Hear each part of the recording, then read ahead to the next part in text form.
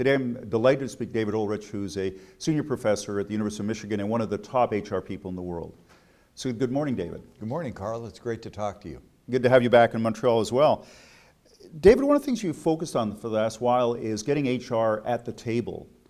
What do you mean by that, and how does HR accomplish that? Very simple challenge. In coming out of the recession in Western Europe, North America, and in Asia, a lot of leaders have said, we've got to manage our people and resources better. And so the people, organizational issues have been center stage.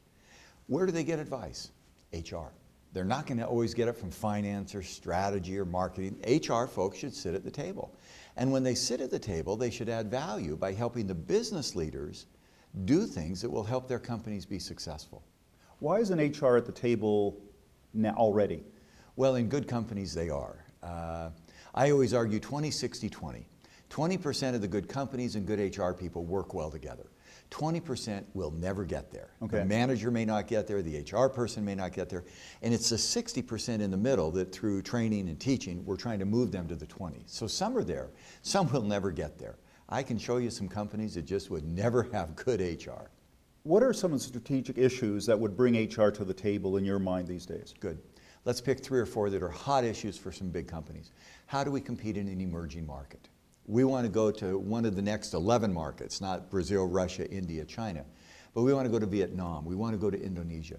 What are the talent implications? How are we going to get the right people there? How are we going to source them? How are we going to find them? How are we going to develop local talent? One company has a clever strategy. They call it 2 in a box. They take their Western leader who's kind of career plateaued, and they put him or her 2 in a box with the local leader. And the 2 years or 3 years they're there, they have to transfer their knowledge to local leaders.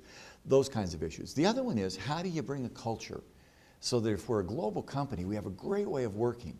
How do we transfer the culture from west to east, mature to new, and from new to old? One company I was with, and I won't name it, they said, in the new markets, the culture that made us a great company exists. In our home markets, we become bureaucratic and slow. So HR has got to take the culture from the new market and bring it back into the home country. That seems quite, for most of my career at least, it was kind of the West teaching the East. Yeah. But you're saying actually it's a two-way street now. It is a two-way street. Some of the most innovative things we see going on go on in Saudi Arabia, they're going on in UAE, they're going on in Asia. In fact, Asia's growth rate at 5 to 6 to 7% is forcing some new leadership and new management practices that will then transfer, we hope, to the rest of the world. We clearly are a management global village.